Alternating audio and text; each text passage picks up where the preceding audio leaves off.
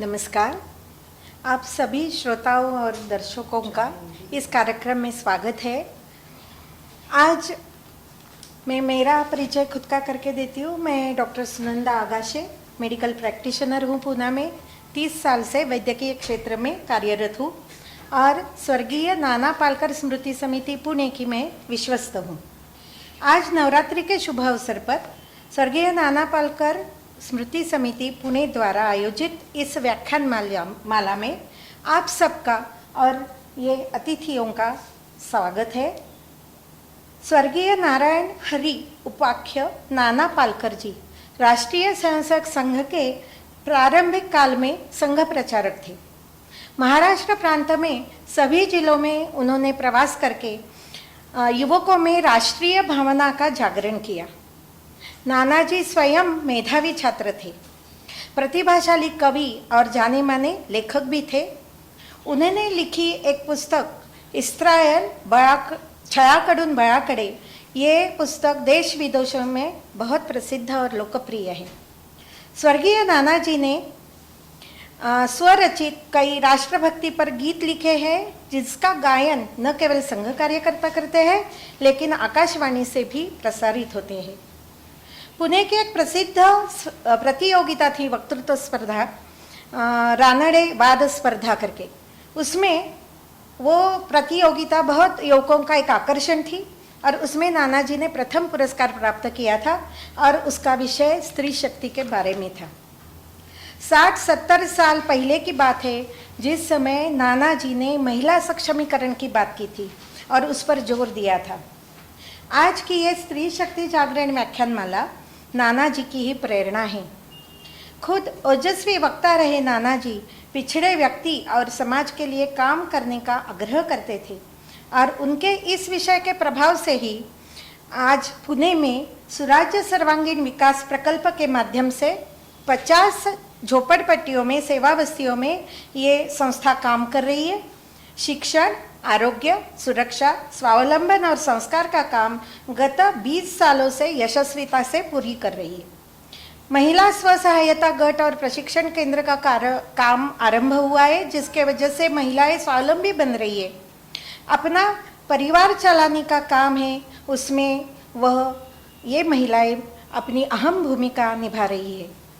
14-15 साल की जो किशोर बहन लड़कियां हैं, उनका जीवन का नया प्राकृतिक मोड़ जो वो अनुभव करती है, उनको सही मार्ग दिखाने का काम किशोरी विकास प्रकल्प के माध्यम से सुराज्य संस्था करती है। अनेक प्रबोधन शिविर, व्यक्तिमत्व विकास शिविर, ये सब समाज विकास के जो काम हैं वो सुराज्य प्रकल्प के माध्यम से ही चलते हैं और उसका प्रेरणा स्रोत भी नानाजी ही है। नवरात्रि के ये पावन पर्व में ये व्याख्यानमाला का जो आयोजन किया है, नवरात्रि में हम देवी के अनेक रूपों का आराधन करते हैं, पूजन करते हैं और ये एक्चुअली भारतीय हमारा समाज जो है, जो परंपराओं का पालन करता है, वो नारी शक्ति का सम्मान करने के लिए ही ये उत्सव मनाता है। एक वेद कालों के जमाने से हमारी परंपरा ये रही है कि भारतीय समाज हमारे सारे जो संस्कार परंपरा है उनका पालन करता है, लेकिन ऐसा नहीं है कि वो रिजिड है, वो इसके साथ नए विचारों का भी स्वागत करता है। और इसीलिए ऋषि मुनियों के काल से जैसे गार्गी मैत्रेयी को सम्मान दिया गया, वैसे ही आधुनिक काल में महर्षि अण्णा साहेब कर्वे, महात्मा फुले, सावित्रीबाई फुले, ऐसे अनेक समाज धुरीणों ने महिलाओं के लिए काम किया है और इस श्रृंखला में ही एक काम नानाजी का है। और इसी भावना को लेकर हमने ये व्याख्यानमाला का आयोजन किया है। ये व्याख्यानमाला का तीसरा पुष्प है और आज हम विविध क्षेत्रों में प्रेरणादायी जो महिलाएं काम कर रही है उनके बारे में चर्चा सत्र का आयोजन इधर किया है। इधर अतिथि के रूप में हमारे यहाँ उपस्थित है श्रीमती शोभाताई सुपेकर और डॉक्टर अंजलि ताई देशपांडे। आप दोनों का बहुत बहुत स्वागत। धन्यवाद। इनका संक्षिप्त में परिचय देने का प्रयास करती हूँ, बहुत बड़ा है। Doctor Anjali Deshpande M.Com DHE PhD किया है। 1972 to 2002 में उन्होंने अखिल भारतीय विद्यार्थी परिषद का काम किया है। परिषद की सबसे प्रथम महिला कार्यकर्ता जो पूर्णकालीन काम कर रही थी वो अंजलि ताई ही है। ये काम करते हुए 1976 to 1980 तक वो कार्यकर्ता करके व्यस्त रही। आनी बानी के काल में सत्याग्रह करके उन्होंने 1 महीने का कारावास भी भोगा है। इस काल में वो राष्ट्रीय मंत्री करके जिम्मेदारी ली हुई थी उन्होंने। 1996 से उन्होंने दृष्टि स्त्री अध्ययन प्रबोधन केंद्र का सचिव करके जिम्मेदारी ली है। सेवा सदन के जूनियर कॉलेज में वो कॉमर्स विषय का अध्यापन करती थी 1980 से 2012 तक। महर्षि कर्वे स्त्री शिक्षण संस्था की वो संचालक करके काम कर रही है। यूजीसी के वुमेन स्टडीज की स्टैंडिंग कमेटी की वो सदस्य है। Central advisory board of education CAB की वो सदस्य है और आज हमारे साथ चर्चा करने के लिए इधर उपस्थित है। दूसरी जो अतिथि है हमारी शोभाताई सुपेकर। शोभाताई पुणे यूनिवर्सिटी से MCOM किया हुआ है फर्स्ट क्लास में। एंटरप्रेन्योरशिप डेवलपमेंट PhD के लिए उनका रिसर्च चालू है। उन्होंने अनेक ट्रेनिंग प्रोग्राम्स अटेंड किए हैं। उदाहरणार्थ trainer training in rural industries of NISIET Hyderabad, trainers training on entrepreneurship development of entrepreneurship institute of India Ahmedabad, trainers training on human resource development at technical teachers training institute Bhopal, बहुत सारे हैं। उनके past में जो उन्होंने काम किया है वो कस्तूरबा महिला खादी ग्रामोद्योग विद्यालय पुणे की प्रिंसिपल रही है 1989 से 2011 तक। She is assistant secretary Gandhi national memorial society Aga Khan palace Pune 1993 से 2011 तक। वो मेंबर रही है central certification committee Khadi and village industries commission government of India since 9 years। Women entrepreneurship committee Maratha chamber of commerce की वो सदस्य है। वो ट्रस्टी है ग्रामीण महिला व बाल विकास मंडल Pune bank of Maharashtra trust की। उन्होंने Symbiosis community college and vocational junior college में वाइस प्रिंसिपल और बाद में प्रिंसिपल करके जिम्मेदारी ली हुई थी। और वो सेक्रेटरी रही है कस्तूरबा महिला मंडल rural branch of AIWC New Delhi की। अभी वो महर्षि कर्वे श्री शिक्षण संस्था की डायरेक्टर है। Shri Manilal Nanavati vocational training institute वो चला रही है। वो ट्रस्टी है सेंट्रल गांधी स्मारक निधि राजघाट न्यू दिल्ली की। उनको अनेक अवार्ड्स मिले हैं। इस छोटे से परिचय से मैं अब चर्चा सत्र का प्रारंभ करना चाहती हूँ। धन्यवाद। सबसे पहले मैं अंजलि ताई से प्रश्न पूछूंगी कि आपने सेवा क्षेत्र में आने का निश्चय कैसे किया, क्या प्रेरणा मिली आपको और आपने काम को शुरुआत किया? एक्चुअली ये प्रेरणा वगैरह शब्द बहुत बड़े हैं। विद्यार्थी काल में समूह के साथ रहना ये ज़्यादा पसंद करते हैं, सभी लोग ग्रुप्स रहते हैं। वैसे हमारे ग्रुप में अखिल भारतीय विद्यार्थी परिषद का इंट्रोडक्शन हो गया जब कॉलेज में पढ़ते थे। तब चलो ये करते हैं, कुछ ना कुछ करने का मन रहता है, चलो ये करते हैं, ऐसा करके विद्यार्थी परिषद में आए। आते आते अलग अलग कार्यक्रम उपक्रम जो परिषद के चलते थे उसमें ऐसा लगा कि अच्छा है, ये करने लायक काम है और रुचि बढ़ती गई। एक्चुअली ये विद्यार्थी परिषद के तब के जो कार्यकर्ता थे सभी, उनका ये है, हमारी रुचि बढ़ाने का काम उन्होंने किया। तो हम लोग धीरे धीरे इन्वॉल्व होते गए और पूर्णकालिक इन्वॉल्व होते गए। तब तक ये चलता रहा। ये काम में आपका जो आंदोलन हुआ उसके बारे में कुछ बताइए। आंदोलन एक्चुअली कॉलेज में जब पढ़ते थे तब छात्रों के जो प्रश्न रहते थे उसी के आंदोलन रहे। मतलब मैं पढ़ती थी गरवारे कॉलेज ऑफ कॉमर्स में, तब अचानक से कॉलेज ने साइकिल स्टैंड की फीस बढ़ाई। तो बहुत बार आवेदन दिए, ये सब दिया, लेकिन वो कम नहीं किया। तो आंदोलन करते समय हमने एक बार साइकिल प्रिंसिपल के केबिन के बाहर लगाई कि हमारे पास ये बढ़ाने के लिए पैसा नहीं है, तो देने के लिए। इस प्रकार के कॉलेज के अंदर आंदोलन हो गए। यूनिवर्सिटी में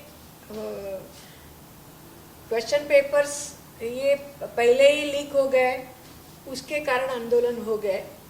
तो ऐसे आंदोलन में रास्ते पे आना, कुछ संघर्ष करना, गेट मीटिंग्स लेना, ये चलता था उस वक्त। इस काल में अनी बनी भी आई थी मेरे ख्याल से, तो उस टाइम आप जेल में गई थी ऐसे? हाँ, अभी पहले जून महीने में अणिबाणी आई, तो तब से विद्यार्थी परिषद भी वैसे आरएसएस स्कूल ऑफ थॉट से काम करने वाली संगठन है, तो धीरे धीरे अलग अलग संगठनों की भूमिका क्या रहेगी इसके चर्चे जून से चलते रहे। फिर विद्यार्थी परिषद ने भी तय किया कि इमरजेंसी के खिलाफ सत्याग्रह करना छात्रों ने, ये तय हो गया। फिर उसकी योजना बनी, फिर नवंबर महीने से सत्याग्रह शुरू हो गए, उस वक्त नवंबर 75 से। तो उस वक्त मैं छात्रा प्रमुख करके दायित्व था, लड़कियों को ज़्यादा से ज़्यादा सत्याग्रह में लाना, ये होता था। बाकी भी संगठन से महिलाएं थी। तो मेरी बैच में ऑर्गेनाइजर होने के नाते मेरी बैच लास्ट वाली थी, फरवरी में हो गया सत्याग्रह मेरा। ये सत्याग्रह में आप जब जेल में थी तुरुंग में, तब बहुत लोगों का परिचय हो गया होगा नहीं? हमारा तो महिला जेल था, तब वहाँ मृणाल गोरे, अहिल्याताई रांगणेकर, सुमतीबाई सुकड़ीकर, ऐसे बहुत लीडर्स, तब के लीडर्स, सोशल लीडर्स थे, प्रमिला दंडवते, ऐसे भी कुछ जनसंघ उस वक्त था, तो जनसंघ की महिला कार्यकर्ताएं थी, समाजवादी कुछ थी, कम्युनिस्ट में अहिल्या रांगणेकर थी। ऐसे बड़े लोग, उनको मीसा लग गया था एक्चुअली।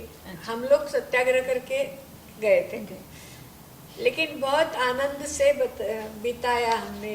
मतलब जब हमारे छूटने का दिन आता था, तब लड़कियां रोती थी कि अभी ये छोड़ना पड़ेगा जेल हमको। एक ट्रिप जैसा ही हो गया एकदम ऐसा हो गया।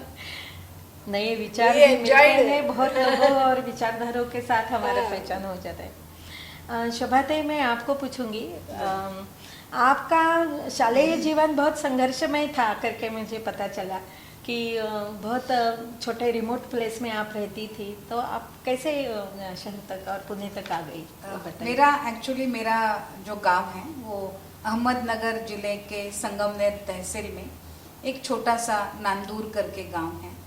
मेरे पिताजी ग्राम सेवक थे, तो उनका तबादला छोटे छोटे गांव में होता था। तो उस गांव में 6वीं तक मेरी पाठशाला ऐसी थी कि वहाँ एक शिक्षक होते थे, गुरुजी, और उनके सामने 2 या 3 क्लासेस एक साथ चलती थी। तो 6वीं तक इसी प्रकार का मेरा शिक्षण हुआ कि जहाँ एक गुरुजी मुझे पढ़ा रहे हैं और उनके सामने दो वर्ग बैठे हैं। फिर मुझे याद है कि हर शनिवार के दिन पाठशाला को पोछा लगाना पड़ता था गोबर से, तो अपने घर से गोबर ले जाना और वो पोछा लगाना, अपनी पाठशाला की कक्षा ठीक रखना, ये सब करना पड़ता था।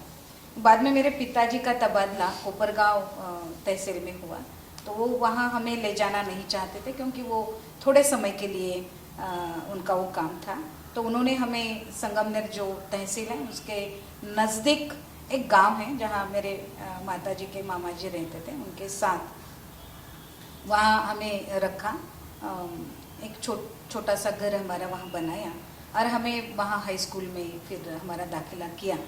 तो 7वीं से लेकर 12वीं तक मेरा शिक्षण हुआ संगमनेर ब्लॉक में, सह्याद्री हाई स्कूल और जूनियर कॉलेज में। लेकिन उस गांव से स्कूल और कॉलेज काफ़ी दूर था, 7-8 किलोमीटर होगा, और मुझे 10वीं तक साइकिल चलानी नहीं आती थी। बड़ा डर लगता था कि कहीं मैं गिरूंगी और मुझे लगेगा, तो पैदल जाना पैदल आना पड़ता था। उस समय या उस ज़माने में रास्ते इतने अच्छे नहीं थे, कोई बाकी ट्रांसपोर्टेशन की सुविधा ना, रिक्शा थी ना बस थी, तो पैदल जाना या साइकिल पे जाना, इतने ही 2 पर्याय थे। और गन्ने की खेती थी, तो डर भी लगता था, लेकिन पढ़ना था। तो 12वीं तक तो मैं वहाँ पढ़ी। एक्चुअली 10वीं के बाद में ऐसा समय आया कि लोग देखने आने लगे शादी के लिए। जिस समाज से मैं आती हूँ, मराठा समाज से, तो 10वीं के बाद में जब ये सिलसिला शुरू हुआ तो मुझे तो पढ़ना था। तो मेरे पिताजी ने कहा कि तुम्हें साइकिल नहीं आती, कॉलेज और भी लंबा था स्कूल से 2 किलोमीटर, यानी करीब 10 किलोमीटर। तो उन्होंने कहा फिर रोज़ कौन तुमको छोड़ने वाला है, और कोई सुविधा नहीं थी, तो साइकिल सीखो, पढ़ो, वरना शादी हो जाएगी। तो फिर मैंने 2 दिन में साइकिल सीखी, मुझे याद है, और उन्होंने मुझे तीसरे दिन साइकिल दी, और 11वीं 12वीं मैंने वहाँ की। लेकिन उसके बाद मुझे ऐसे लगा कि आना जाना, उसमें जाने वाला समय, सीनियर कॉलेज और भी लंबा था 2 किलोमीटर जूनियर कॉलेज से। तो तब हम लोग प्रवरा नगर में जाते थे, हमारा एक कल्चरल ग्रुप था स्कूल कॉलेज का। तो वहाँ हमारे सांस्कृतिक कार्यक्रम होते थे, जिसमें मैं नृत्य के ग्रुप में और गाने के गीत के ग्रुप में थी। तो वो कॉलेज मैंने देखा था, मुझे बड़ा अच्छा लगा था, और वो ग्रामीण लड़कियों के पढ़ाई की वो सुविधा पद्मश्री डॉक्टर विखे पाटिल ने उस समय वहाँ की थी। तो वो हॉस्टल का वातावरण मुझे बड़ा अच्छा लगा। फिर मैंने मेरे पिताजी को कहा कि आप मुझे आगे वहाँ से पढ़ाइए। फिर मेरा दाखिला उन्होंने फर्स्ट ईयर में वहाँ किया। तो फर्स्ट ईयर सेकेंड ईयर मैंने वहाँ किया। फिर मुझे वहाँ एक अच्छी गुरु मिली, डॉक्टर शर्मिष्ठा सातोमतकर, जो पूना में आने वाली थी। उनका एक एक्सीडेंट हुआ था, डॉक्टर ने उनको थोड़ा आराम करने के लिए कहा था। तो तब वो पीएचडी कर रही थी पूना यूनिवर्सिटी से। तो उन्होंने सोचा कि वो फिर पूना जाएगी और फिर पढ़ेगी। तो उन्होंने मुझे पूछा, क्योंकि हमारा रिश्ता बहुत अच्छा था दोनों का, गुरु शिष्य का। तो उन्होंने मुझे पूछा, तुम आओगी क्या मेरे साथ पूना? मैं ऐसे 1 साल पूना में जाने वाली हूँ और मुझे लगता है कि तुम भी वहाँ अच्छी पढ़ाई कर सकती हो। तो वो मुझे फिर पूना ले आई। उन्होंने मेरा दाखिला किया brain Maharashtra college of commerce में, BMCC में।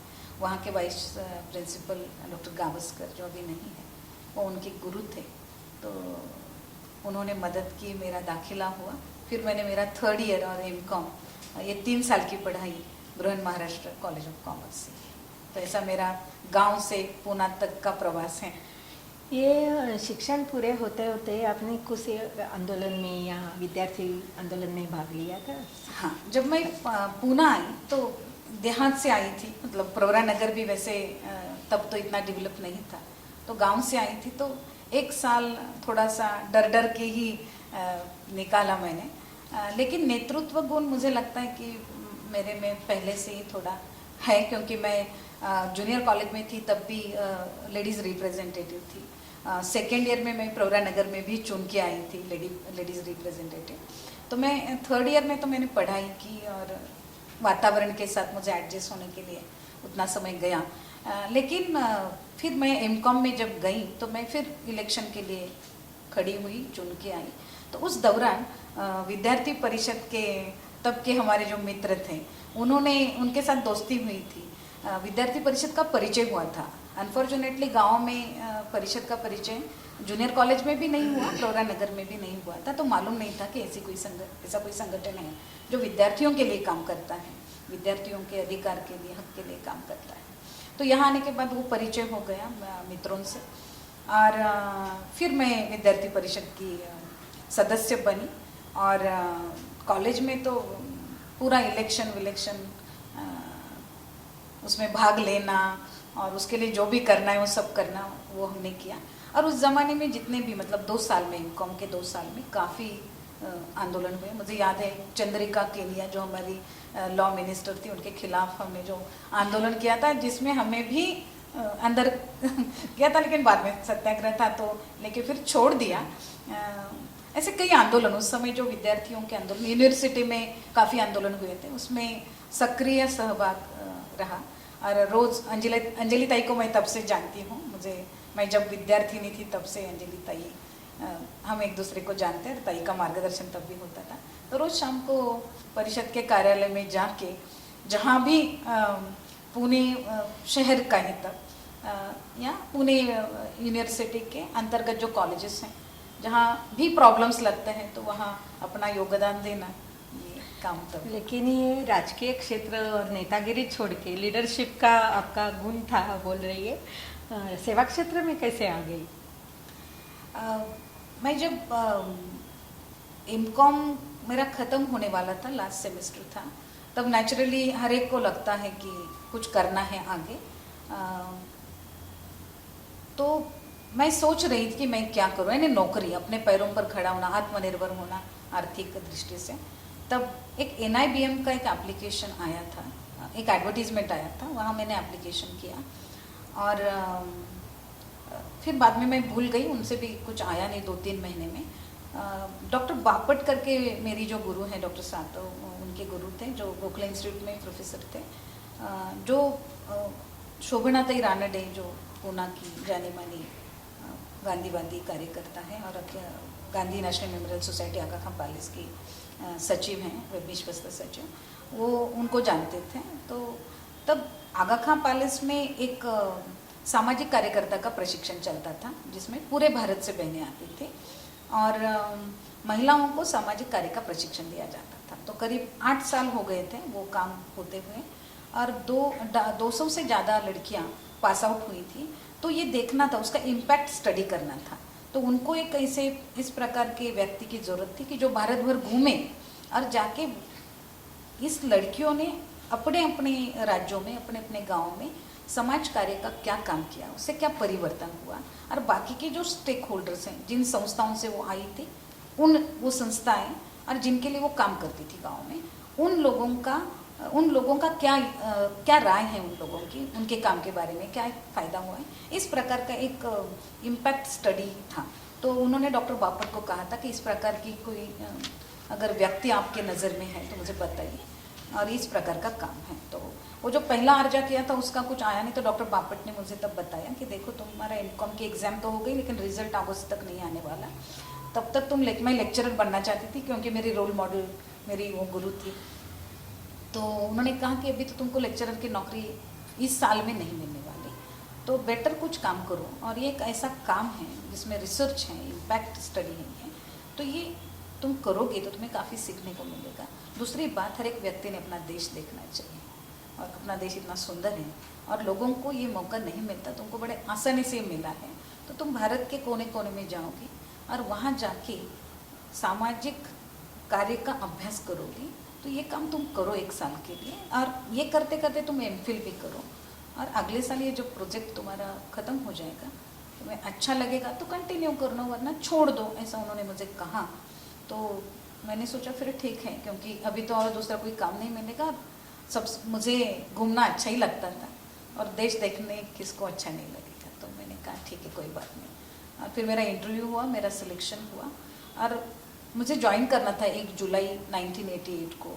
तो वो बैंक का लेटर आया मेरा, NIBM से वो अर्जा बैंक ऑफ महाराष्ट्र तक गया था और बैंक ऑफ महाराष्ट्र का फिर मुझे कॉल आया कि हम लोग, उनका एक प्रोजेक्ट था rural women and children development द्वाकरा का, और उन्होंने कहा कि आप इंटरव्यू के लिए आइए। तो डॉक्टर AB देशपांडे मेरे पालक थे BMCC के। फिर मैं थोड़ी कंफ्यूज हो गई, मैं सर के पास गई, सर ने बोला कि ये बैंक का है, जाके देखो तुम कैसा है क्या। इंटरव्यू में गई, इंटरव्यू में मेरा सिलेक्शन हुआ और लेकिन उसमें दिक्कत ये थी कि उनके 2 प्रोजेक्ट थे, एक था राजगुरु नगर ब्लॉक के लिए और दूसरा था दौंड और इंदापुर ब्लॉक के लिए। और वो दौंड और इंदापुर का जो ब्लॉक का काम था उसके लिए प्रोजेक्ट कोऑर्डिनेटर चाहिए था, जिसके लिए मेरा सिलेक्शन हुआ। लेकिन रहना था भिगवन में, और भिगवन तब एक छोटा सा गांव ही था और मैं जस्ट कॉलेज से निकली थी, तो इतनी अकेली में रूरल एरिया में रहने की हिम्मत नहीं थी, ना मेरे घर से मेरे साथ कोई आकर रह सकता था। मेरे पिताजी नौकरी करते थे, मेरे भाई पढ़ रहे थे, तो माँ भी घर छोड़ के नहीं आ सकती थी। तो फिर वो काम मुझे थोड़ा डिफ़िकल्ट लगा कि अकेली वहाँ जाके रहना रूरल एरिया में, और थोड़ा ऐसा भी लगा था कि मैं गांव से शहर आई हूँ, सब कुछ तो अभी नहीं सीखा है, मुझे भी बहुत कुछ सीखना है। तो ये शायद आगा खां पैलेस बेटर रहेगा। मेरे पिताजी को दोनों बातें बताई, उनको दिखाया, पुणे लाया। तब उन्होंने मुझे कहा कि देखो, जीवन में पैसों के लिए काम मत करो, क्योंकि बैंक ऑफ महाराष्ट्र की वैसे नौकरी थी, सैलरी वैलरी काफ़ी अच्छा था compare to Aga Khan palace का जो काम था। तो उन्होंने मुझे कहा कि समाज के लिए काम करो, पैसों के लिए काम मत करो, और ये ज़्यादा सेफ लगता है, तुम ऐसे जगह में रहोगी और ऐसा काम करोगी तो समाज के लिए भी फ़ायदा होगा और हमें चिंता नहीं रहेगी। तो फिर फाइनली मैंने ये आगा खां पैलेस की ऑफ़र स्वीकार की और 3 जुलाई 1988 को मैं वहाँ ज्वाइन की। अच्छा, अंजलि ताई, मैं आपसे पूछती हूँ कि आप MCOM डिग्री लेने के बाद कॉलेज सेवा सदन में काम कर रही थी, उसके बाद दृष्टि अध्ययन और प्रबोधन केंद्र का काम कैसे आपके मन में आया कि ऐसा कुछ करें? मेरे मन में आया ऐसा नहीं है, हम सब लोगों ने तय किया था।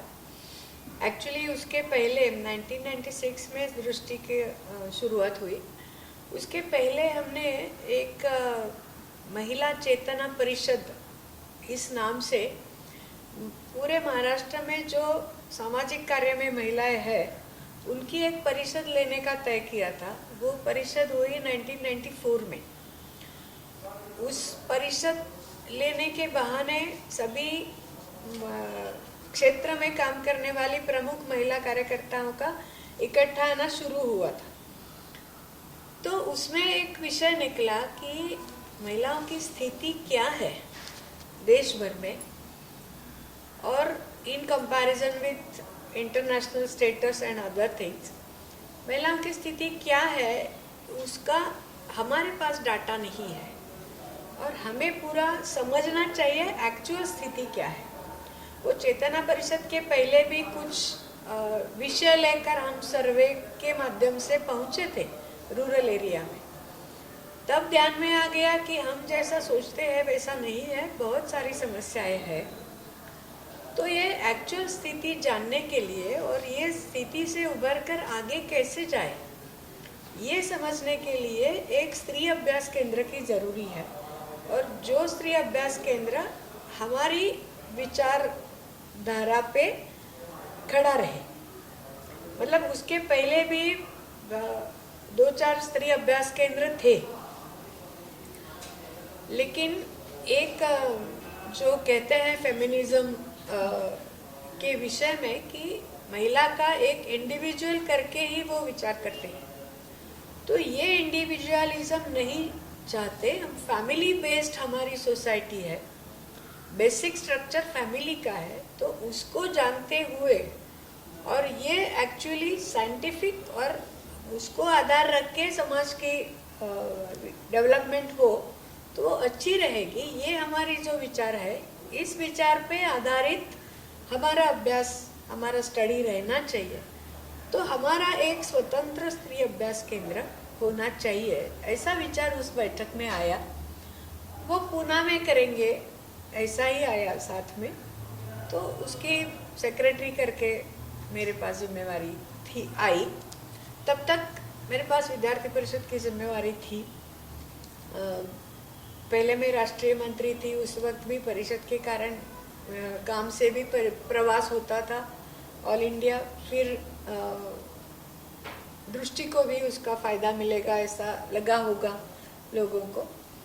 तो दृष्टि पुणे में स्थित रहेगी, काम कार्यक्षेत्र उसका ऑल इंडिया रहेगा, लेकिन ऑफिस उसका पुणे में रहेगा, ऐसा तय हो गया।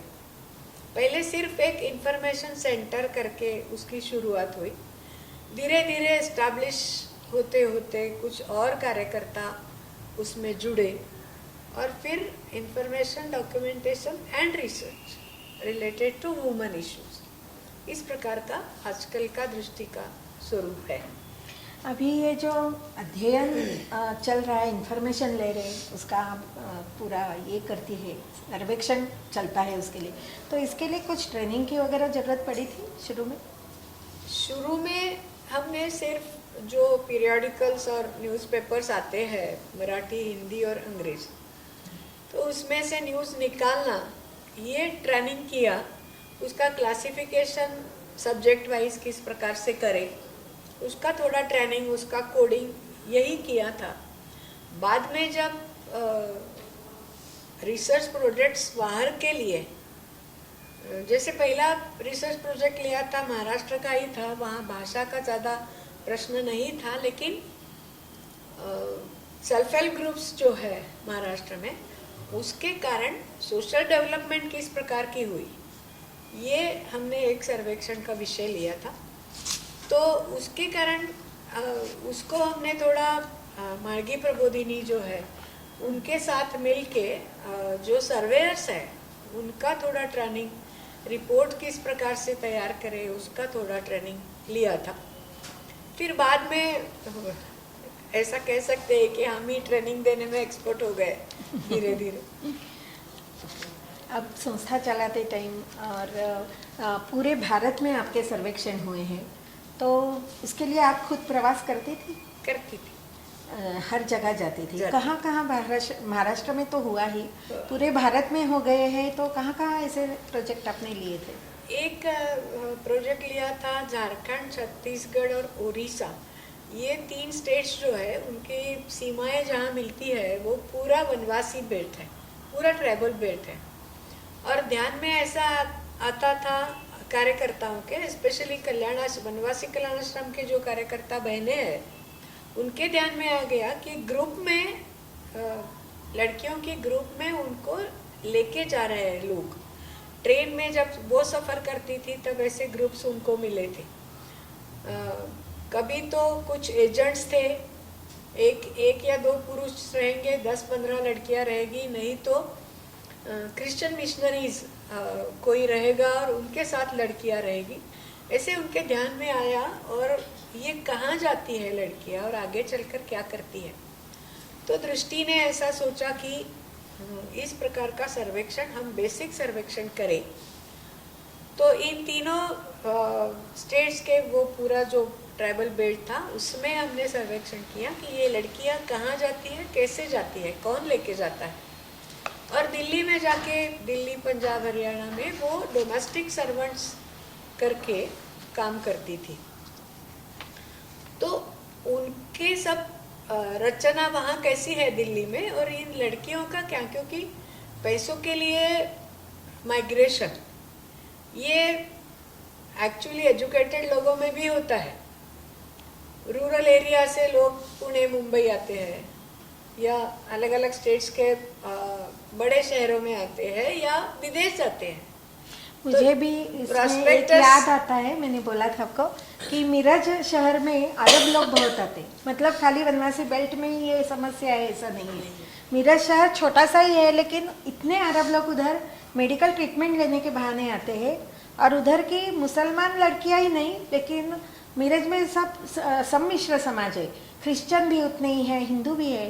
तो गरीब घरों की जो लड़कियां थी उनसे शादी करके वो अरब देशों में लेके जाते थे, और ये समस्या बहुत दिनों से है। उस पर एक लेख लिखा था लोकसत्ता में, मुझे याद है कि अरब लोगों की सुरस कहानियाँ चमत्कारिक और चिंताजनक, ऐसा करके वो बहुत प्रसिद्ध हुआ था। तो उस जमाने से अभी भी ये समस्या खत्म नहीं हुई है। कार्यकर्ता जब काम करते हैं हर क्षेत्र में, तो आप जो काम कर रही है कि लड़कियां कहाँ जाती है उसका सर्वे करना, ये कभी दिमाग में भी नहीं आता होगा कार्यकर्ताओं के। और उसके हिसाब से सर्वे में जो निष्कर्ष आते हैं वो आप कैसे फिर कहाँ प्रेजेंट किया आपने, और कहाँ कहाँ गई थी सर्वेक्षण के लिए? ऐसा ये इस विषय के लिए हमने झारखंड में भी किया और दिल्ली में भी किया। ध्यान में ऐसा आया कि वहाँ की जो प्लेसमेंट एजेंसीज है, वो प्लेसमेंट एजेंसीज सब लड़कियों को काम देती है, और लड़कियों का जो मतलब सैलरी या कुछ जो तय होता था वो प्लेसमेंट एजेंसी से होता था, लड़कियों को उसका पैसा नहीं मिलता था। और 2-3 और भी प्रकार इसमें ध्यान में आ गए कि सेक्सुअल अब्यूज के लिए भी लड़कियों का उपयोग करते थे। तीसरा, विदेश में भेजने के लिए भी लड़कियों का उपयोग करते थे। इस सभी हमने दिल्ली के हमने इस विषय में काम करने वाले कुछ लोगों का कॉन्फ्रेंस दिल्ली में किया था।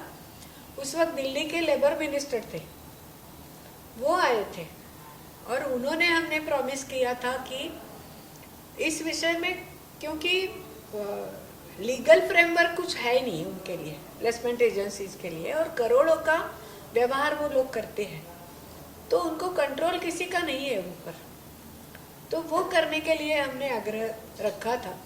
ट्राइबल कमिश्नर, ट्राइबल मिनिस्टर, इनको भी हमने दिया था ये प्रेजेंट।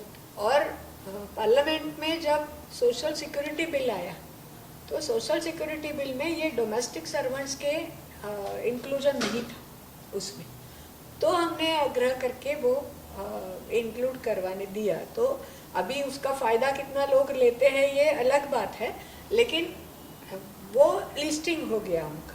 मतलब जब सिक्योरिटी का विषय आएगा तब ये होगा। वैसे इन तीनों स्टेट के स्टेट कमीशंस वहाँ रहते हैं दिल्ली में, सभी स्टेट्स के कमीशन वहाँ रहते हैं। तो वहाँ के कमिश्नर को भी हमने ये रिपोर्ट दी थी पूरी, और बताया था कि आपके स्टेट से दिल्ली में और दिल्ली में आके और कहीं कितने लोग जाते हैं। जो एग्जीक्यूटिव्स है उनकी लिस्ट आपके पास है। जो उड़ीसा से कोई एग्जीक्यूटिव अधिकारी लोग, कंपनियों में काम करने वाले, सरकारी ऑफिसेस में काम करने वाले, उनकी लिस्ट आपके पास है। लेकिन ये अनपढ़ और लड़कियां जो कंप्लीट इनसिक्योर है, उनकी लिस्ट आपके पास नहीं है। उसकी योजना आपने बनानी चाहिए। ऐसा कुछ स्टेट्स ने कुछ किया उसके बारे में। आपने हरियाणा में भी किया था कुछ सर्वे। हरियाणा का अनुभव बहुत मतलब एक्चुअली स्थिति दर्शाने वाला है। हमारे पास हरियाणा के कुछ कार्यकर्ताओं ने भी बताया था, और माया सिंह करके राज्यसभा में मेंबर ऑफ पार्लियामेंट थी, उसने बताया था कि हरियाणा में एक वैन चलती है और मोबाइल सोनोग्राफी मशीन लेके वैन चलती है, और बैनर है उसके ऊपर कि कल के 5 लाख रुपए खर्चा करने से आज 500 रुपए खर्चा करो। इसका मतलब ये है कि प्रेग्नेंट लेडी ने ये सोनोग्राफी करके सेक्स डिटेक्शन करे और ना चाहे तो अबॉर्ट करे। इस प्रकार का मोबाइल वैन रूरल एरिया में पूरे हरियाणा के, और हम लोग सब लोग जानते हैं कि हरियाणा का सेक्स रेशो डिक्लाइन है, देश में उनका 3रा नंबर है। तो शादी के लिए लड़की नहीं मिलती, तो ऐसे बाहर गांव से लड़कियां हरियाणा में आती है, ऐसे कार्यकर्ताओं ने हरियाणा के बताया। तो उसका एक ऑथेंटिक सर्वे हो, और किस प्रकार से लड़कियां लाई जाती हैं और उनका आगे क्या होता है, ये देखने के लिए है। ये मैरिज पैटर्न किस प्रकार से बदला है हरियाणा में, और उसका कारण डिक्लाइनिंग सेक्स रेशो है।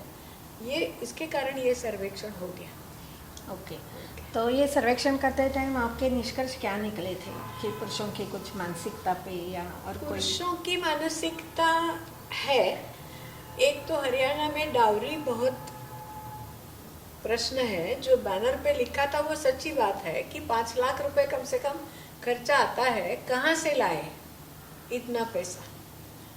और हरियाणा की स्थिति हम सब लोग जानते हैं कि बहुत अच्छा पानी है, बहुत अच्छी खेती है, बहुत सारा दूध है। वहाँ तो भूखा रहने वाला कोई है नहीं हरियाणा में। तो इसलिए पढ़ाई की ओर ध्यान कम है। पढ़ाई चाहिए ही, नहीं तो हम भूखे रहेंगे, ऐसी बात हरियाणा में नहीं है। तो इसके कारण घर में 2-4 लड़के हैं तो एक आध रह जाएगा शादी का। लड़कियां कम है इसलिए। लड़कियां कम है इसलिए। और दूसरी एक बात है कि हरियाणा में लड़कियां ज़्यादा पढ़ती है, और अच्छी पढ़ी लिखी लड़की को कम पढ़ने वाला शौहर नहीं चाहिए, तो वो बाहर के शौहर ढूंढती है। ये भी एक कारण है कि हरियाणवी लड़का बिना शादी का रहता है, तो खरीद ले, बाहर से बुलाए। तो गरीब घर की लड़कियां खरीदते हैं, झुग्गी झोपड़ियों से, गरीब एरिया से। उसमें ढाबे वाले हैं, ट्रक वाले हैं, कुछ एजेंसीज भी है इसमें, और मिशनरीज भी है इसमें, जो अपने घर में काम करने के लिए लड़कियां लाते हैं, वो भी है एक। जैसे कि झारखंड में दिखता है वैसा यहाँ भी दिखता है। ये जो सर्वे आपने किया, इसका रिकॉग्निशन गवर्नमेंट में हुआ? गवर्नमेंट में बहुत रिकॉग्नाइज हुआ, क्योंकि जब हमने सर्वे किया वहाँ तब कांग्रेस गवर्नमेंट था। लेकिन एक बहुत एक्टिव मिनिस्टर, गीता बुक्कल नाम है उनका, वो हमारी एक कॉन्फ्रेंस में आई थी। इसी विषय पे हमने रोहतक यूनिवर्सिटी के साथ एक कॉन्फ्रेंस किया था, तो उसमें वो आई थी। और ये कॉन्फ्रेंस होने के बाद जब प्रेस से मिलना हुआ उनका, तो प्रेस ने स्वाभाविक रूप से उनको पूछा कि आप क्या करेंगे अभी इसके लिए। तो उन्होंने बताया कि जिन स्टेट्स में ये रेशो अच्छा है, तो उन स्टेट्स के प्रयोग क्या है, प्रयास क्या की करते हैं वो, इसका स्टडी करके हम इसके ऊपर काम करेंगे। आनंद की बात यह है कि अभी हरियाणा का सेक्स रेशो बढ़ा है, अच्छा है। और खुशी की बात है कि हरियाणा की एक संस्था है, हरियाणा इंस्टीट्यूट ऑफ पॉपुलेशन, तो उनको बाद में पता चला कि हमारी स्टेट में ऐसी एक पुणे की संस्था ने सर्वे किया, तो भागते दौड़ते हमारे पास आ गए कि ये हमारा काम है, आपने कैसे किया करके। तो उन्होंने भी ये रिपोर्ट हमारी सरकार में सबमिट की। और अभी किस बहाने हरियाणा के चीफ मिनिस्टर की मुलाकात हो गई, तो मैंने परिचय दिया दृष्टि के सेक्रेटरी करके, तो उन्होंने बताया कि हम आपकी रिपोर्ट के फॉलो करते करते हमारा प्रोग्रेस अभी कर रहे हैं। तो ये हमारा मतलब सर्वे का एक सार्थक हो गया, ऐसा कह सकते हैं। ये सच है बात कि हम जो काम करते हैं उसका कुछ इम्प्लीमेंटेशन हुआ तो बहुत अच्छा लगता है। शोभा जी, आप आगा खान पैलेस में जब आ गई तो उधर क्या आपने कौन सा जिम्मेदारी ली और नए नए बहुत सारे उपक्रम किए आपने उधर, उसके बारे में जानकारी दीजिए। मैंने ज्वाइन किया, जैसे मैंने कहा कि 3 जुलाई 1988 को as an evaluator of that project, evaluation of social workers training programme. तो शुरू में कुछ दिन मुझे टेबल वर्क करना पड़ा, जहाँ से भी वो लड़कियाँ आई थी उनके साथ करस्पॉन्ड करके, उनके फाइल्स देख के, कुछ लोगों के साथ संपर्क था संस्था का, कुछ लोगों के साथ डायरेक्टली नहीं था, संस्थाओं के साथ था। वो लड़कियां आई थी, वो संस्थाओं से आई थी, अलग अलग सामाजिक संस्थाओं से। तो शुरू में तो वो एक प्लान करना पड़ा, उसके लिए मुझे काफ़ी ट्रेनिंग डॉक्टर बापट ने दी कि कैसे होना चाहिए प्लानिंग, फिर क्वेश्चनियर डिज़ाइन करना, क्योंकि वहाँ जाना भी था लेकिन जानकारी तो लानी थी और वो लोग मुझे जानते नहीं थे। तो फिर ये तय हुआ कि कोई वहाँ की एक सीनियर कार्यकर्ता थी, निभा राय करके, बंगाली बहन थी, कस्तूरबा ट्रस्ट की रिटायर्ड प्रतिनिधि, और वहाँ रहती थी। तो वो सबको जानती थी क्योंकि यहाँ आने के बाद वो मैट्रन का काम करती थी और वहाँ का किचन रसोड़ा चलाती थी, लाइक अ मदर फिगर थी वो सारी लड़कियों की। तो फिर तय हुआ कि वो मेरे साथ रहेगी ताकि वो लड़कियों को जानती है, तो मुझे आसानी होगी कम्युनिकेशन में वगैरह। तो शुरू में इस प्रकार का टेबल वर्क किया, फिर बाद में मेरा टूरिंग शुरू हुआ। मैंने जब वहाँ काम शुरू किया तब खादी ग्रामोद्योग आयोग ने वहाँ पहला महिलाओं का प्रशिक्षण केंद्र शुरू किया था 1 मई 1988 को, खादी ग्रामोद्योग विद्यालय करके, only for women in India. तो मेरी बैकग्राउंड कॉमर्स की थी, तो मुझे शुभनाताई ने पूछा कि उनको 2 सब्जेक्ट्स थे, डिसेंट्रलाइज इकोनॉमिक डेवलपमेंट नाम का सब्जेक्ट था और maintenance of accounts of khadi production centres, ऐसा दूसरा एक विषय था। तो उन्होंने मुझे कहा कि वो सब्जेक्ट तुम क्यों नहीं पढ़ाती। तो एक्चुअली पढ़ाना मुझे अच्छा भी लगता था और काम भी वहीं करने का इरादा था, तो फिर मैंने वो पढ़ाना शुरू किया। मैं रहती भी वहीं थी क्योंकि जब मैं वहाँ गई तो मैंने पूछा था कि टाइमिंग क्या होगा मुझे आना जाना, और मैं वैसे पूना की तो नहीं थी, हॉस्टल में ही रहती थी। तो फिर उन्होंने कहा यहीं रहो, तो मुझे भी वो ठीक लगा क्योंकि आने जाने में तकलीफ ना हो, उस समय इतना ट्रांसपोर्ट भी अच्छा नहीं था। तो फिर वहीं काम रहना शुरू किया। तो नेचुरली मैं हॉस्टल में पढ़ी थी 4-5 साल, तो मुझे मालूम था कि हॉस्टल में रहने से क्या क्या दिक्कतें होती हैं लड़कियों की, और ये लड़कियां सारी भारत से आती थी, खादी के लिए महाराष्ट्र की थी।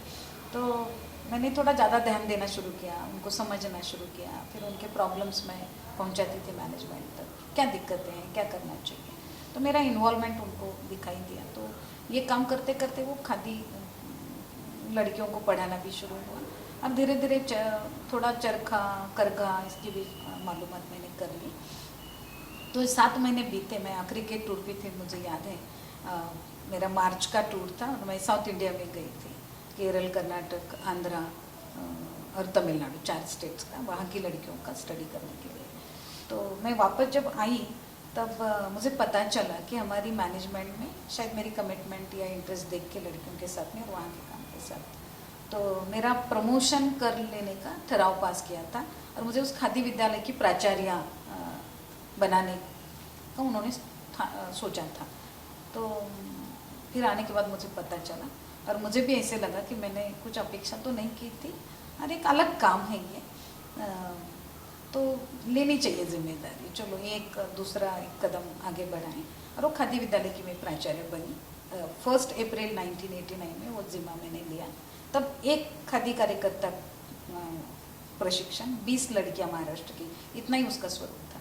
तो धीरे धीरे फिर मैंने उसकी जानकारी खुद हासिल की, चरखा चलाना भी सीखा, करघा चलाना भी सीखा, क्योंकि खादी का तो मेरा कोई बैकग्राउंड था नहीं, और उसका इकोनॉमिक्स भी सीखा, उसका क्या परिणाम होता है विशेषतः रोजगार दिलाने में ग्रामीण इलाकों में, और जहाँ कुछ भी दूसरा पर्याय नहीं है रोजगार का, वहाँ खादी काम में आती है। ये मैंने पढ़ा और फिर इसके कारण मुझे देखने का भी सौभाग्य मिला, काफ़ी घूमी मैं खादी कमीशन के काम के कारण। तो वो जिम्मा फिर मैंने लिया और वो काम करती गई। धीरे धीरे वो खादी विद्यालय की एक्टिविटीज़ मैंने फिर दूसरे साल मैंने ऑल इंडिया की लड़कियां लेना शुरू किया, क्योंकि मेरा इन सारी सामाजिक संस्थाओं के साथ परिचय हुआ था। और खादी कमीशन के साथ जब मैं जाती थी मीटिंग के लिए, तब मैंने देखा था, तब कुल 45 ट्रेनिंग सेंटर्स ऑल इंडिया में थे खादी कमीशन से एफिलिएट। तो मैं देखती थी कि वहाँ सारे भारत के तब तो लड़के पढ़ते हैं। एक केवल आसाम में कुमारी कटा में एक ट्रेनिंग सेंटर था जहाँ लड़कियाँ होती थी, बाकी कहीं पे लड़कियों की सेपरेट पढ़ने की सुविधा नहीं थी। तो फिर मैंने सोचा कि ये महाराष्ट्र लेवल तक क्यों न किया जाए। फिर खादी के साथ साथ ग्रामोद्योग का भी काम शुरू होना चाहिए ऐसे लगा, क्योंकि गाँव में रोजगार के और अवसर पैदा होने की आवश्यकता है जहाँ खादी का काम नहीं चलता। हमारे जैसे महाराष्ट्र में इरिगेटेड एरिया में खादी का काम नहीं चल सकता है, ऐसे कई राज्यों में स्थिति है, क्योंकि खादी का रोजगार बहुत ही अलग है। वहाँ गवर्नमेंट कंट्रोल्ड प्राइसेस हैं या पीस रेट सिस्टम से वेजेस मिलते हैं, वो काफ़ी कंपेयर टू अदर सोर्सेस बहुत कम होते हैं। अभी कुछ भी नहीं मिलेगा तो व्यक्ति वो करेगा, लेकिन दूसरा कोई पर्याय मिलेगा तो वो नहीं करता, ये भी ध्यान में आया था। और महाराष्ट्र में ऐसे कुछ पॉकेट्स हैं, जैसे लातूर में औसा नाम का जो ब्लॉक है, वहाँ एक बड़ी संस्था है मराठवाड़ा खादी ग्रामोद्योग समिति, वहाँ बड़ा काम चलता है। या सांगली जिले में अटपाड़ी नाम का जो गांव है, वहाँ काम चलता है। मूल में काम चलता है, नागपुर चंद्रपुर जिले में मूल में। ऐसे कुछ पॉकेट्स हैं, लेकिन जहाँ मुस्लिम पॉपुलेशन ज़्यादा है, तो औरतें ज़्यादा तो एक छत के नीचे सुरक्षित काम चाहती हैं, तो ऐसे जगह में वो खादी ग्रामोद्योग का काम बढ़ा था, क्योंकि जहाँ इस प्रकार कत्तिन बुनकर का काम करने वाली महिलाएं ज़्यादा थी, लेकिन बाकी जगह में नहीं था। तो फिर मुझे लगा कि ग्रामोद्योग का एक ऑप्शन बहनों के लिए हम ओपन कर सकते हैं। तो फिर मैंने वहाँ मसाला मेकिंग प्रशिक्षण केंद्र शुरू किया, फिर फ्रूट प्रोसेसिंग का प्रशिक्षण केंद्र शुरू किया, फिर फैशन डिजाइनिंग का, टेलरिंग का, अगरबत्ती, कैंडल, व्हाट नॉट, कितने ग्रामोद्योग हैं खादी कमीशन, पूरा आकाश सामने मतलब खादी कमीशन के ग्रामोद्योग की जो लिस्ट है वो काफ़ी लंबी थी, 100+ ग्रामोद्योग की। तो फिर एक एक मैं वहाँ ऐड करती गई और फिर काम शुरू हुआ। 2-3 साल जब मैंने काम काफ़ी बढ़ाया और उस विद्यालय को एक रूप आया, अच्छा काम होने लगा, तब मैं अकेली लेडी प्रिंसिपल थी ऑल इंडिया में और सबसे यंग थी। मुझे लोग कह रहे you are the youngest principal in India इन KVI फील्ड। तब हमारे तब के एक deputy CEO training doctor Pandey करके थे, तो उनको इससे लगा कि जो मैं यहाँ कर रही हूँ वो थोड़ा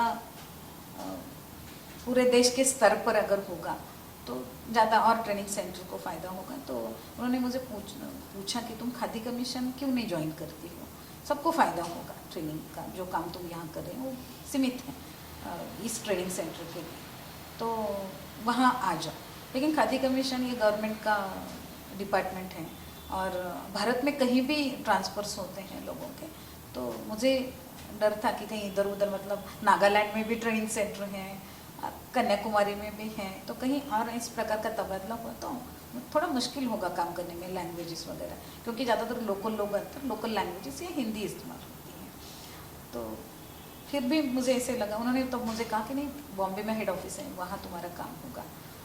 जनरली हेड ऑफिस में जो लोग काम करते हैं, प्रशिक्षण निदेशालय तब था, बाद में वो HRD निदेशालय बना, तो वहीं रह के तुम्हारा काम होगा और तुम करो। उन्होंने काफ़ी मोटिवेट मुझे किया कि तुम ज्वाइन करो। तो मैंने शोभना दी को फिर पूछा, वो विज्ञापन दिखाया और पूछा कि मैं ये एप्लीकेशन करना चाहती हूँ या करूँ, रादर परमिशन उनकी, क्योंकि मेरा एप्लीकेशन उनके साइड से जाना था। तो उन्होंने मेरी तरफ ऐसे देखा, मुझे पूछा, मुझे बताया, तुम्हें ऐसा नहीं लगता है कि मेरे बाद तुम्हें ये संभालना है, क्योंकि तब तक काफ़ी एक्टिविटीज शुरू हुई थी। तो ऐसा उन्होंने कहने के बाद मेरे पास कोई शब्द नहीं थे। तो फिर मैंने वो बंद किया, जागृति नाम का जो फोर्टनाइटली निकलता है खादी कमीशन का, जिसमें आवेदन आते हैं, तो बंद करके मैंने छोड़ा। देन आई डिसाइडेड कि शायद मेरे जीवन का ये मिशन है, क्योंकि वहाँ महिला सबलीकरण का काम था। कस्तूरबा जी जाने के बाद में गांधी जी ने जो सपना देखा था आगा खां पैलेस के बारे में, वो यही था कि यहाँ से बहनों के विकास का काम शुरू हो जाए। तो वहाँ जितनी भी एक्टिविटीज़ होती थी उसका उद्देश्य महिला सबलीकरण यही था। और हर एक क्षेत्र में जहाँ भी बहनें काम कर रही हैं या कर सकती हैं, उसके लिए उनको तैयार करना, सक्षम बनाना, ये काम का उद्देश्य था। तो वहाँ कई प्रयोग भी हमने किए थे। शुरू में जब महिलाओं को पंचायत में आरक्षण आया तो हमने महिलाओं का पहला प्रशिक्षण वहाँ लिया। तब के मुख्यमंत्री को बुलाया था, सुधाकर नाइक तब मुख्यमंत्री थे महाराष्ट्र के, और उनके हाथों उस शिविर का उद्घाटन हमने किया था और कहा था कि ये महिलाओं को ना कहने को सिखाने का प्रशिक्षण है, क्योंकि उनके हाथों एज्यूम है, कोई पूछता नहीं है।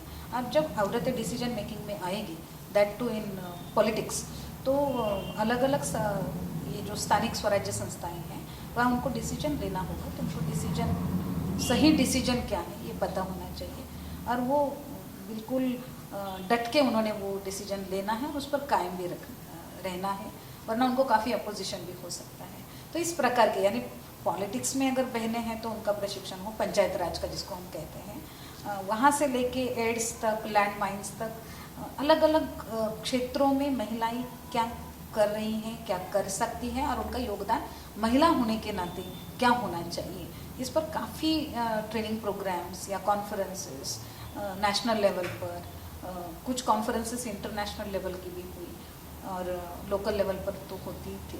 तो काम का उद्देश्य वो होने के नाते वो मुझे बहुत अच्छा लगा था कि मैं ऐसा कुछ काम कर रही हूँ जिससे मैं खुद सीख रही हूँ और बाकी बहनों के साथ काम करने का एक अच्छा मौका है। तो फिर मैंने सोचा कि शायद ये मेरा टिल लास्ट ब्रेथ का मिशन है, और फिर मैंने सोचना बंद किया कि मैंने और कहीं नौकरी करनी है, और वही वैसे उसी काम को कैसे आगे बढ़ाया जाए और महिलाओं को ज़्यादा से ज़्यादा और उन्नत करने के लिए क्या कर सकते हैं, ऐसा सोचने में लगी। और मुझे काफ़ी फ्रीडम भी मिला, काम भी वहाँ मेरा बढ़ा। आपका जो फ्यूचर का विजन है वो बहुत इम्पोर्टेंट है काम करते टाइम, ऐसा मुझे लगता है कि फिर हमें मैं कहाँ पहुँचना है, क्या करना है, ये क्लियर होना चाहिए। फिर मैं संस्था की असिस्टेंट सेक्रेटरी भी बनी, क्योंकि शुभना देवी तब अखिल भारतीय महिला परिषद की अध्यक्ष थी। तो वो महीने के 25 दिन तो बाहर ही रहती थी, 5 दिन ही आती थी, और उनके एब्सेंस में मैं सब कुछ संभालती थी। तो उनके ध्यान में आया था कि मैं संभाल सकती हूँ, लेकिन कोई मुझे अथॉरिटी ऑफिशियली नहीं है। तो फिर मुझे असिस्टेंट सेक्रेटरी बनाया गया। फिर वहाँ एक रेफ्यूजी का यूनाइटेड नेशंस का प्रोजेक्ट आया, रेफ्यूजी वेलफेयर सेंटर, तो उसकी मैं चीफ कोऑर्डिनेटर बनी। फिर वहाँ आंगनवाड़ी सुपरवाइजर्स ट्रेनिंग सेंटर शुरू हुआ, तो उसकी मैं व्यक्ति एक ही होता था, क्योंकि हर काम के लिए एक अलग व्यक्ति का रखना संस्था को पॉकेट के लिए परवड़ने वाला नहीं था। तो हर एक नया नया जिम्मा, नई नई एक्टिविटीज आप ही खुद संभालती थी। तो हाँ, मुझे उसमें बहुत सीखने अच्छा को मिला, ऐसा मुझे लगता है, और उससे मेरा मल्टीटास्किंग का स्किल डेवलपमेंट हुआ, और फिर मैंने वही काम करना है, दैट इज़ माय मिशन, ऐसा सोच के फिर मैं काम करने लगी। आपने बाद में आगा खान पैलेस का काम छोड़ दिया और दूसरा कुछ ज्वाइन किया, उसका कारण क्या था? मैं 2011 में मैंने आगा खान पैलेस छोड़ा, कि जैसे मैंने कहा कि फिर मैंने जो एक्टिविटीज़ वहाँ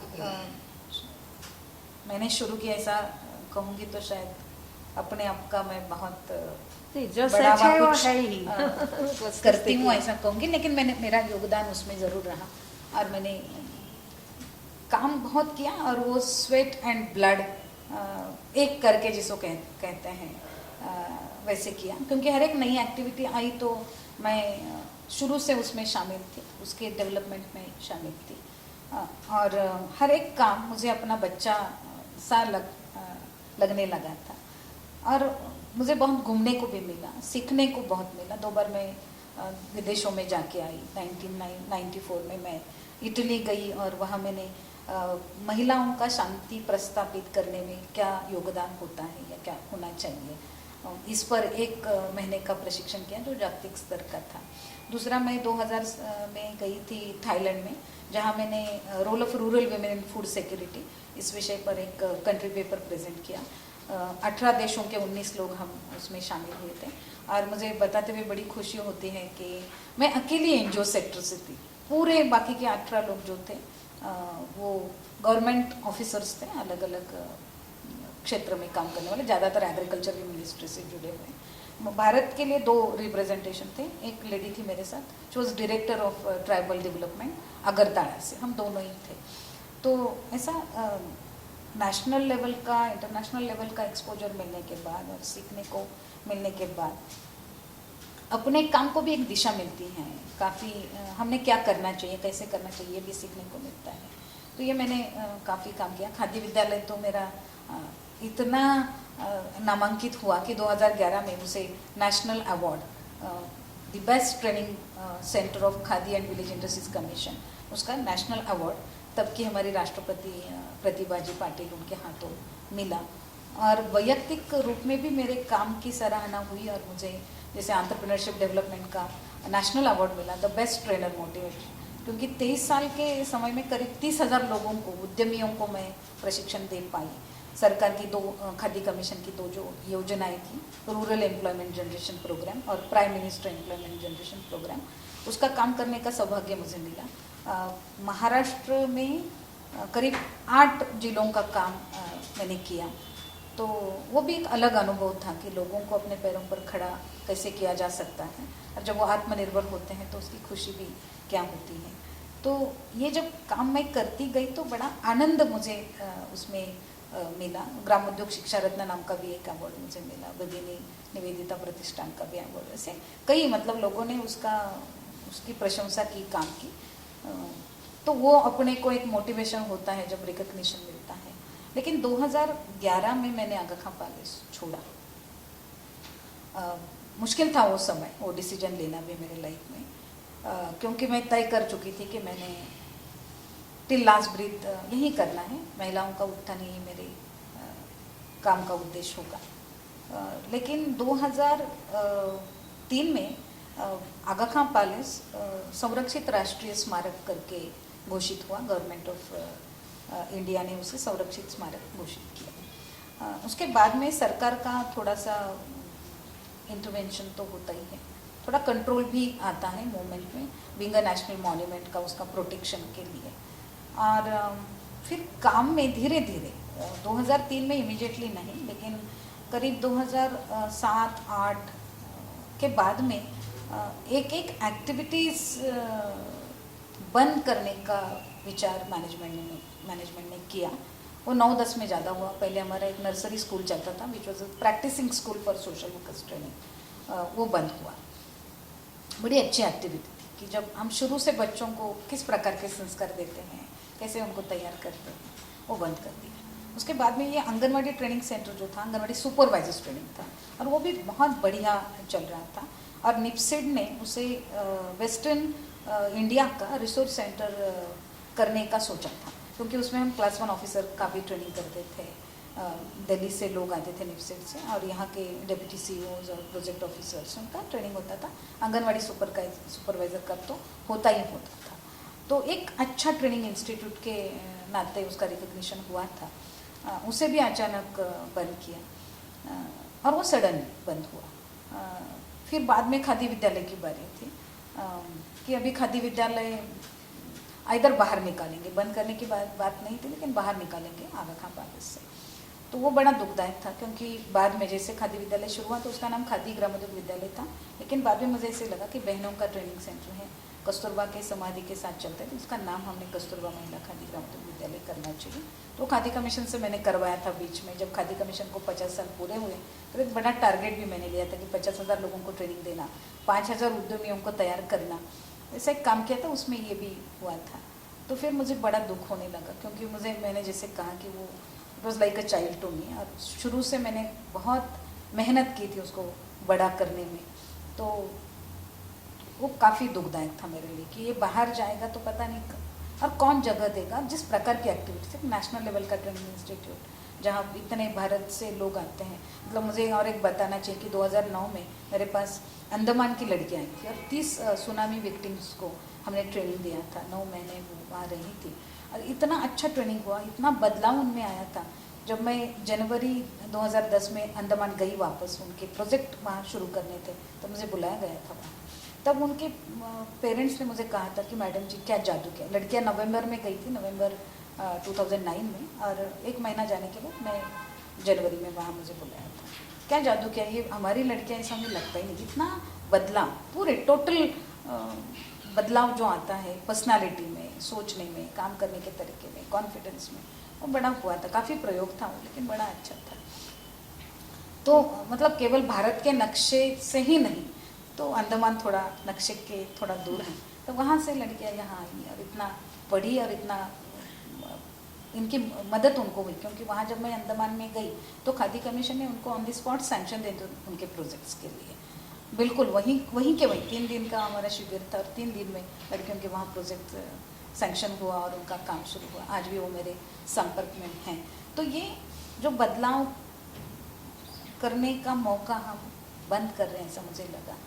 और वो बाहर जाएगा तो पता नहीं, मतलब मुझे I was not very sure कि इसका स्टेटस क्या होगा, ये काम चलेगा नहीं चलेगा। और ज़्यादातर लोग बहनें गांव से आती हैं, लड़कियां दूसरे राज्यों से आती हैं, तो वो कहाँ रहेंगी, हॉस्टल की फैसिलिटी क्या होगी। और कोई भी काम उसका एक स्टेटस होता है कि जहाँ वो होना चाहिए, अगर वहाँ नहीं है तो फिर उसका मतलब रहेगा। वो जनरली कोई ट्रेनिंग इंस्टीट्यूट रिजाइन करते टाइम तो बहुत दुख हो गए, बहुत ही, मतलब मैंने 6 महीना उस पर सोचा। I use to cry like anything, क्योंकि वो बड़ा डिफिकल्ट सिचुएशन था कि सब छोड़ना है मुझे। लेकिन मैंने काफी एकदम उल्टा मोड़ आ गया। हाँ, बिल्कुल आपने सिम्बायोसिस ज्वाइन किया उसके बाद। हाँ, और ये मैंने जब सोचा और कन्विंस करने की भी कोशिश की थी मैंने मैनेजमेंट को, लेकिन कोई उसका फ़ायदा नहीं हुआ। तो आई थॉट कि if I can't change the situation, better leave the situation. और फिर मैंने सोचा कि नहीं, मैं, क्योंकि मेरे सामने जिस ऊंचाई पर मैं वो ट्रेनिंग इंस्टीट्यूट ले गई हूँ, उसको मेरे सामने मैं नीचे आते हुए नहीं देख सकूँगी। सो बेटर मैं मूव करूँगी। तो मैं सोचने लगी कि अभी बाहर जाना चाहिए। और अगर एम्पावरमेंट का काम मैंने किया है महिलाओं के, तो I am also an empower lady, तो मेरी एम्पावरमेंट भी मैंने कहीं नहीं देखा। तो आई वॉज जस्ट थिंकिंग कि मैंने भी चेंज करना है। Then I saw the advertisement of Symbiosis, फिर एप्लीकेशन किया, सिलेक्ट हुई और फिर वहाँ काम किया। 3 साल फिर मैं सिम्बायोसिस में रही। कॉर्पोरेट एजुकेशनल इंस्टीट्यूट और एक गांधी विचार की संस्था, सामाजिक संस्था, तो मुझे लगता है कि वो नॉर्थ टू साउथ पोल ऐसी मेरी जर्नी है। अंजलि थे, मैं आपको पूछूंगी, आप नॉर्थ ईस्ट में भी गई थी, उस बारे में कुछ बताइए। एक योजना रिसर्च प्रोजेक्ट जैसे नॉर्थ ईस्ट का लिया था दृष्टि ने। ऐसा सोच के लिया था कि एक नॉर्थ ईस्ट की महिलाओं के बारे में स्पेशली एक लोगों के मन में धारणा है कि उनको कुछ प्रॉब्लम्स नहीं है, वो एकदम फ्री है लड़कियां और महिलाएं सभी। तो एक्चुअली उनका सोशियो इकोनॉमिक स्टेटस क्या है ये एक बार जान ले, और वहाँ इसकी ज़रूरत है ये जानने की, और क्या बदलाव लाना चाहिए ये समझने की ज़रूरत है। इसलिए socio economic status of woman in north east India इस प्रकार से लिया था। एक थोड़ा एक हिडन एजेंडा भी उसमें था, वो था ट्रैफिकिंग। सभी ये जो वुमन ट्रैफिकिंग है, उस ट्रैफिकिंग में मेजॉरिटी एरिया नॉर्थ ईस्ट और वेस्ट बंगाल, इनका प्रपोर्शन बहुत ज़्यादा है। तो ये भी एक हिडन था कि ये क्या क्यों होता है, किस प्रकार से होता है, ये भी देखे। लेकिन ये मेजर सोशियो इकोनॉमिक स्टेटस देखने का सोचा था। तो इस प्रोजेक्ट में हमने अभी तक कुल 8 प्रांत है नॉर्थ ईस्ट के, उसमें अरुणाचल, असम और मणिपुर 3 राज्यों का हमने पूरा किया है। लेकिन ध्यान में ऐसा आया है कि फिजिकल और फैमिली की जिम्मेवारी लेने की वो हकदार है।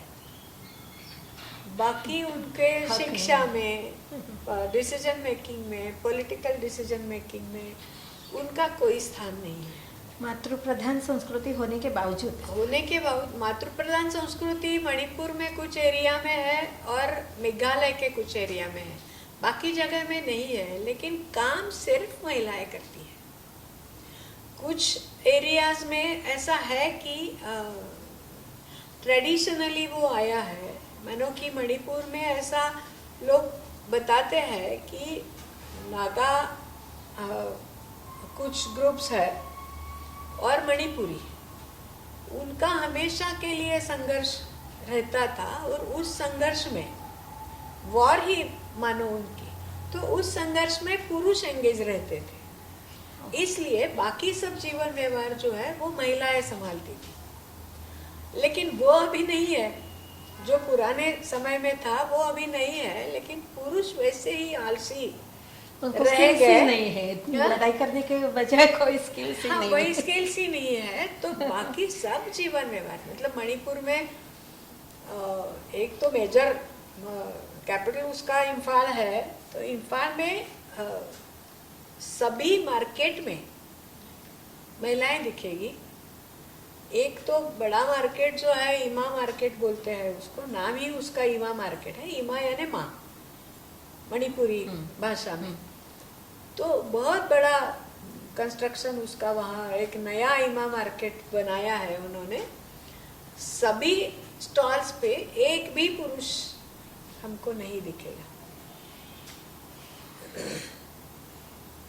अब ये हर जगह है ऐसा मुझे लगता है। मतलब हमारे महाराष्ट्र में भी जो बहुत आगे है बाकी राज्यों के मुताबिक, तो खेड़े गांव में हम चले गए ग्रामीण एरिया में, तो उधर भी ये स्थिति सब जगह, इवन सिटी में बस्तियों में भी यही स्थिति है कि महिला काम करती है, पुरुष नहीं करते, ज्यादा एक जिम्मेदारी है, नहीं। एक कल्चरली या ट्रेडिशनली हम लोग देखें तो महाराष्ट्र, कर्नाटक, थोड़ा मध्य प्रदेश का एरिया और गुजरात का एरिया, वहाँ कुटुंब प्रमुख पुरुष है और वो जिम्मेदारी मानता है कि हमारे मेरा जिम्मा है, मेरी फैमिली, और उस फैमिली का पोषण ये मेरी जिम्मेवारी है, उनकी डेवलपमेंट ये मेरी जिम्मेवारी है। ऐसे मानने वाले ये प्रांत है।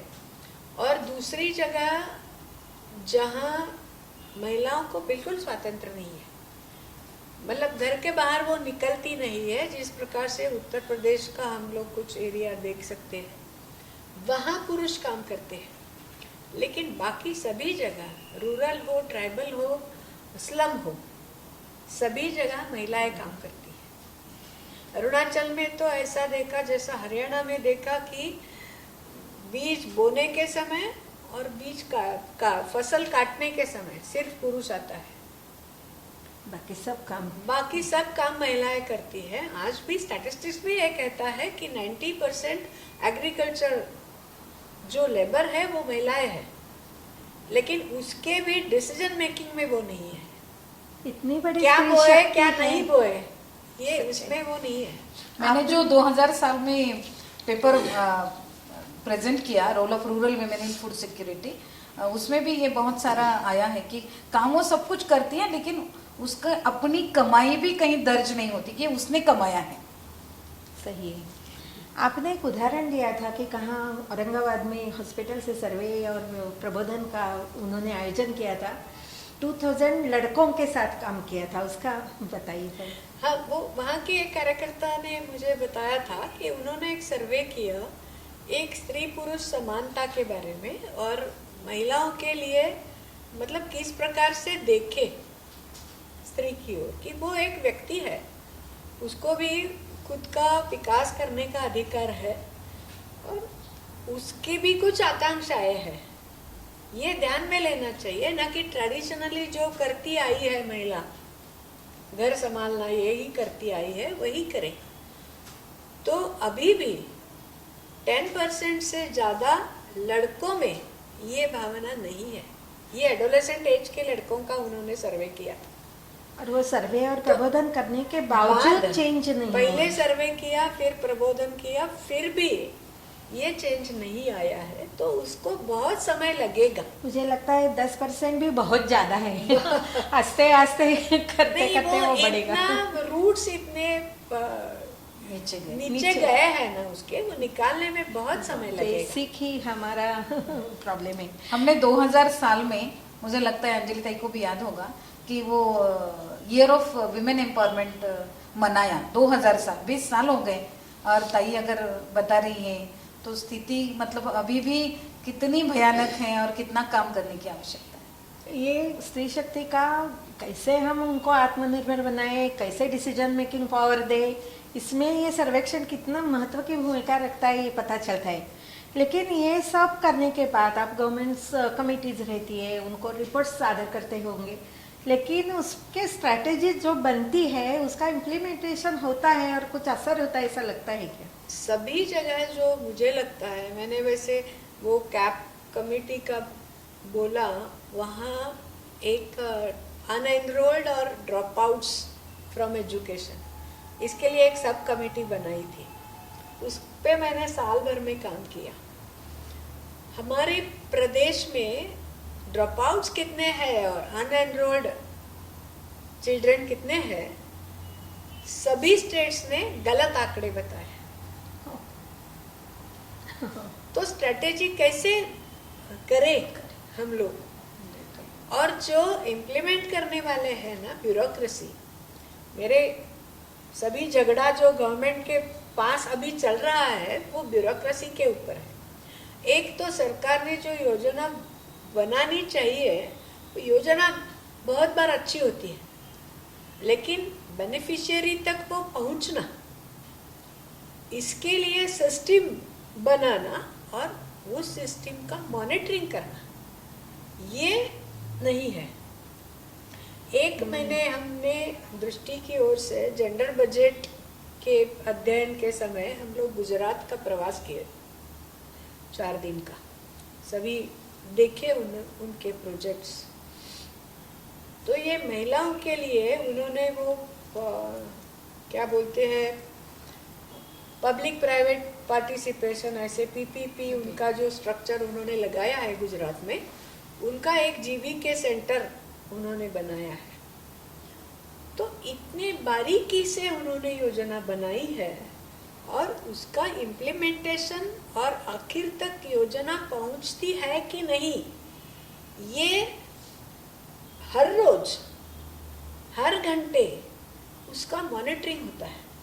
हाँ, मतलब वो 108 वाली एम्बुलेंस है तो नंबर 10 की एम्बुलेंस अभी कहाँ है, ये वहाँ सेंटर में मालूम होता है। और आज इस एम्बुलेंस ने क्या किया, ये शाम को डाटा एंटर होता है। ऐसे तो हर स्तर में होना चाहिए, तभी उनका ये हो गया। बीच में आपने न्यूज़ पढ़ी होगी कि वो जो गिर अभयारण्य है ना, वहां से चलती हुई एम्बुलेंस 108 वाली डिलीवरी के लिए जो प्रेग्नेंट महिला को लेके आती है अस्पताल तक, तो बीच में ही उनको डिलीवरी करनी पड़ी एम्बुलेंस में। वो तैयारी के साथ जाते हैं, लेकिन वो अभयारण्य के बीच में उनको रुकना पड़ा। तो इतने मतलब प्रशिक्षित ड्राइवर्स, उसके एम्बुलेंस के ड्राइवर्स भी प्रशिक्षित, आपने देखा होगा, फोटोज भी देखे होंगे शायद, पूरे एम्बुलेंस के इर्द गिर्द 12 शेर ओहो रुके थे कि लाइट चलने वाली ये एम्बुलेंस यहाँ इधर क्यों क्या खड़ी है। वो बंद एम्बुलेंस के पूरे इर्द गिर्द रखे थे, लेकिन उसको मालूम था ड्राइवर को किस प्रकार से ये चलाना चाहिए, रुकना कब चाहिए, कैसे चलाना चाहिए। तो ये स्टेट्स में ये फॉलो कर सकते हैं, अदर स्टेट्स भी। इसका मतलब राजकीय इच्छा शक्ति, will power, will power exactly, होना चाहिए। Political will power is very important. हम ऐसे आशा करते हैं कि ये होगा, और मुझे लगता है इसमें भी सर्वेक्षण करना चाहिए अभी कि इम्प्लीमेंटेशन कैसा होता है। Yes. मैंने मिनिस्टर्स को बोला है कि मिनिस्ट्री प्रपोजेस, ब्यूरोक्रेसी डिस्पोजेस, इस प्रकार की स्थिति है। शोभा ताई, आप मतलब आगा खान पैलेस छोड़ के सिम्बायोसिस गए और उसके बाद करवे इंस्टीट्यूट अपने ज्वाइन किया, वो डिसीजन कैसे लिया? एकदम कम समय है, हमें जल्दी बताना। 2014 में मैं महर्षि कर्वे स्त्री शिक्षण संस्था में आई। सिम्बायोसिस में मैं काम कर रही थी। पहले 2 साल, पहला साल तो काम समझने में, उस प्रकार का काम करने में, योगदान देने में गया। खुशी की बात थी कि मुझे वोकेशनल जूनियर कॉलेज और कम्युनिटी कॉलेज में काम करने का मौका मिला। लेकिन मैंने 23 साल सामाजिक काम किया था, तो मैं अपने आप को ये सवाल तो पूछती थी शाम को कि आज मैंने ऐसा क्या काम किया जिसका समाज कि किसी ज़रूरतमंद को क्या फ़ायदा हुआ। तो उसका जवाब नाम ही आता था नेचुरली, क्योंकि उसका डायरेक्ट कोई संबंध नहीं था काम से, उस प्रकार के काम से। तो मुझे 2 साल के बाद में अंदर से तकलीफ होने लगी कि नहीं, फिर 23 साल, शायद 23 साल गलत बिताया मैंने, या अभी मैं जो कर रही हूँ वो गलत है। तो फिर मैं सोचने लगी कि this is not the place for me. मैंने ऐसा कुछ करना चाहिए जो समाज के व्यक्ति के लिए मददगार हो, डायरेक्ट मेरा संबंध हो। तो सोच रही थी और मैंने कर्वे स्त्री शिक्षण संस्था के एडवर्टीजमेंट देखी। वोकेशनल ट्रेनिंग इंस्टीट्यूट के लिए संचालिका चाहिए थी।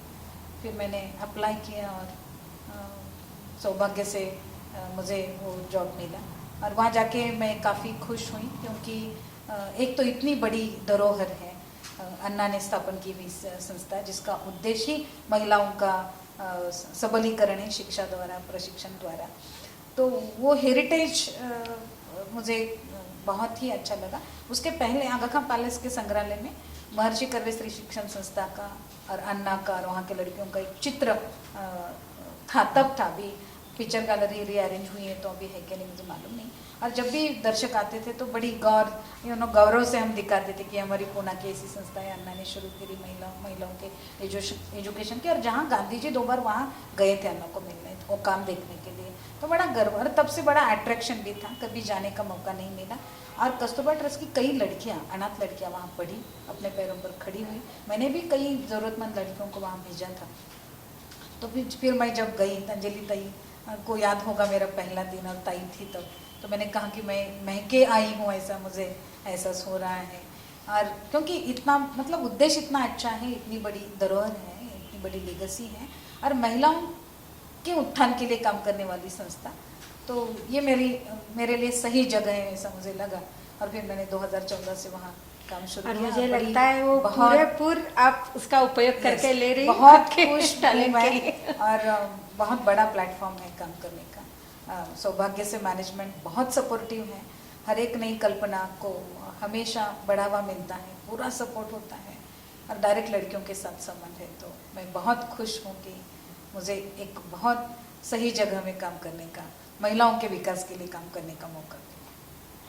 आज ये स्त्री शक्ति जागरण व्याख्यानमाला में आप दोनों जो विचार आपने हमारे सामने रखे हैं वो 100% सब महिलाओं के लिए बहुत प्रेरणादायी रहेंगे, क्योंकि हर क्षेत्र में, बहुत सारे क्षेत्र हैं जहाँ महिला नहीं पहुँची है, एक्चुअली हर क्षेत्र में पहुँची, तो उधर आगे कैसे जाना है, आत्मनिर्भर कैसे होना है।